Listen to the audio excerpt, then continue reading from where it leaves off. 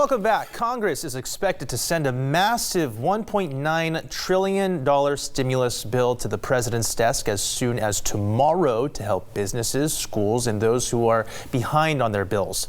But there is one group who says they wish Congress would do more to help them, landlords. As our Joe St. George tells us, they are tired of feeling forgotten. If there's one profession you may not think about or even have that much compassion for, I'm a landlord. It's Chuck Burt's job, where he's no stranger to the occasional ridicule and maintenance. Most small landlords either do their own or they hire a handyman. But he says you should at least take a second to hear his story. He makes the case that throughout the pandemic, landlords like him have struggled. He isn't part of a big corporation or owner of a complex with hundreds of units. He owns a few small family homes around Orlando and says most landlords are just like him. If your residents can't pay, then that puts you in a problem.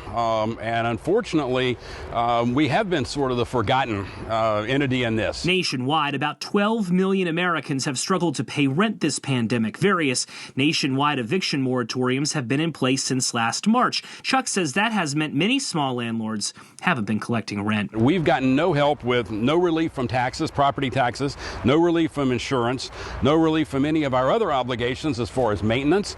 If the air conditioner breaks, I'm still expected to come take care of it. But it's not just landlords anxiously awaiting the passage of this stimulus bill. Renters are as well, and help is on the way. The new stimulus bill includes $20 billion worth of renters assistance. That's in addition to the $25 billion Congress passed back in December. The money is administered by local governments and handed out to landlords and renters. While Chuck likes those facts, he says the biggest issue right now remains the inability to evict. He says some residents who could pay are taking advantage of the ban. If they don't pay their power bill now, they get their power shut off.